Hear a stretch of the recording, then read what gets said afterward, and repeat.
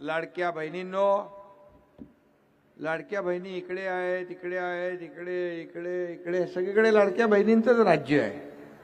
आणि नगराध्यक्ष पदाला पण लाडकी बहीणच दिली आहे. लाडके भाऊ पण आहेत इकडे. लाडक्या भावांनी पूर्णपणे 2 तारखेपर्यंत डोळ्यात तेल घालून काम करायचं आहे. आणि ही विदर्भाची काशी म्हणतात. या पवनीचा इतिहास आणि पावित्र्य जे आहे ते आपल्याला जपायचं आहे. 372 मंदिरं कुठंच नाहीत, या पवनीमध्ये आहे. म्हणजे पवनीमध्ये 372 मंदिरं म्हणजे एक ऐतिहासिक ही पवनी आहे. आणि म्हणून या ठिकाणी मी एवढंच सांगेन की माझ्या लाडकी बहीण आपली प्रगती बावनकर, प्रगती बावनकर नावातच प्रगती आहे. त्यामुळे प्रगती नावामध्ये प्रगती असल्यामुळे पवनीचं प्रगती होण्यापासून कोणी थांबवणार नाही. आणि बावनकर आडनाव आहे, त्यामुळे आजच्यापेक्षा विकास 52 पटीने त्या वाढवतील. बरोबर ना?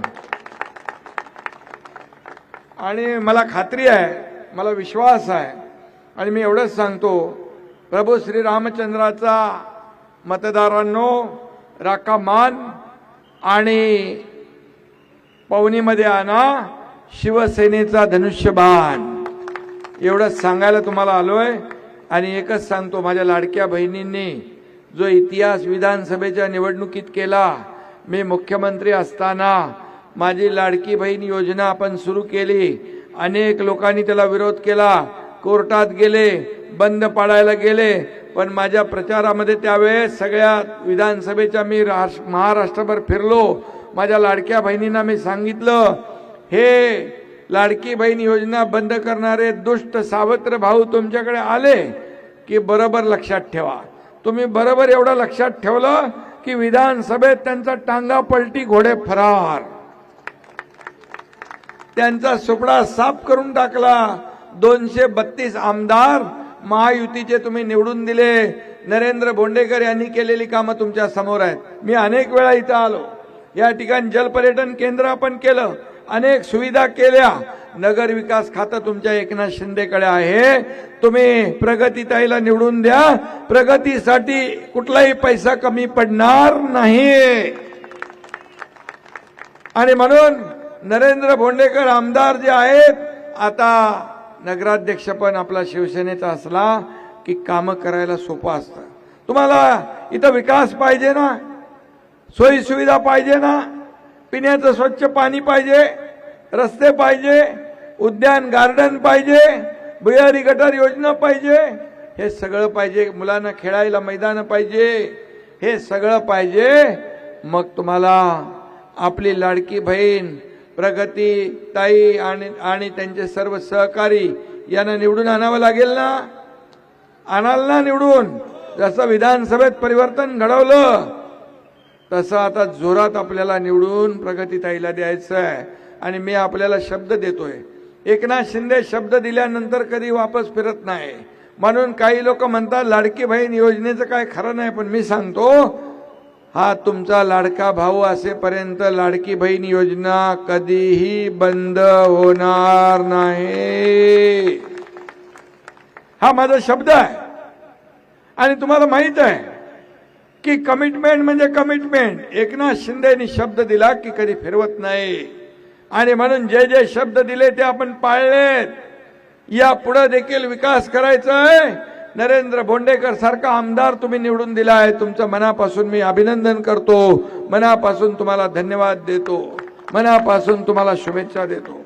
आणि म्हणून या ठिकाणी जे काही नरेंद्र आमदारांनी आपल्या मागणी केलेली आहे, तलाव 52 एकर मधला, त्याला पैसे पाहिजेत. संत जगनाडे महाराजांच्या स्मारकाला पैसे पाहिजेत.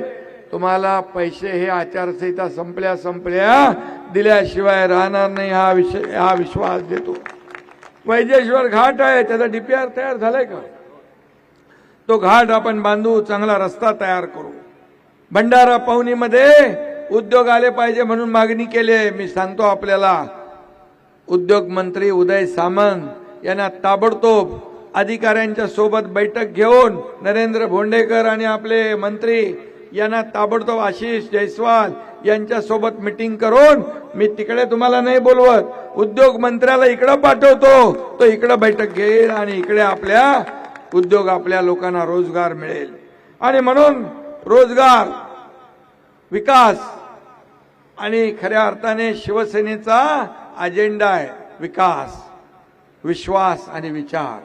आणि म्हणून आपल्याला इथं विकास करायचा आहे, करायचं ना बाबा, विकास करायचा आहे. आपल्या मुलाबाळांचं पुढचं आयुष्य आपल्याला चांगलं करायचं आहे.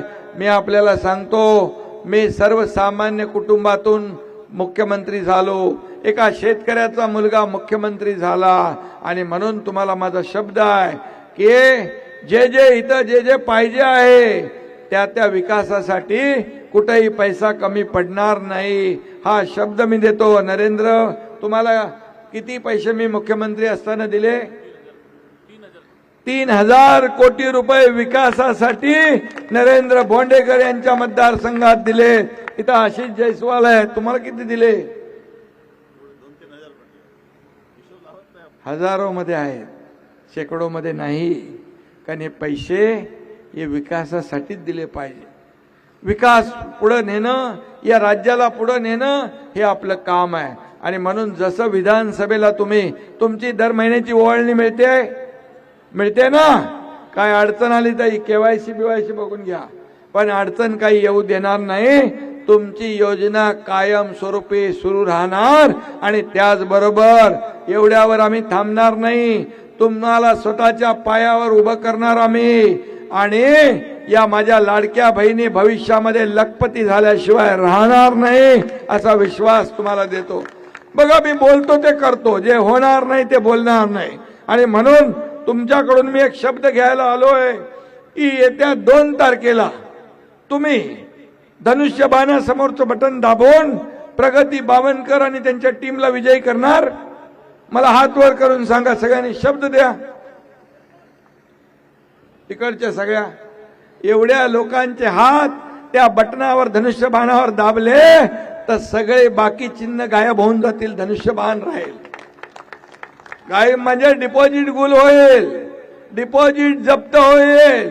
एवढे सर्व कार्यकर्ते कामाला लागले तर पवनी मधले सगळे विरोधक डिपॉझिट गुल झाल्याशिवाय राहणार नाही असा विजय मला पाहिजे. आणि तुमच्याकडून मला शब्द घेऊन मी जातोय की येणाऱ्या 3 तारखेला आपल्याला विजयाचा गुलाल उधळायचे ना, विजयाचे फटाके फोडायचे आहेत ना, त्या आनंद उत्सव साजरा करायला तुम्ही रेकॉर्ड ब्रेक विजय मिळवून द्या. धन्यवाद. जय हिंद, जय महाराष्ट्र.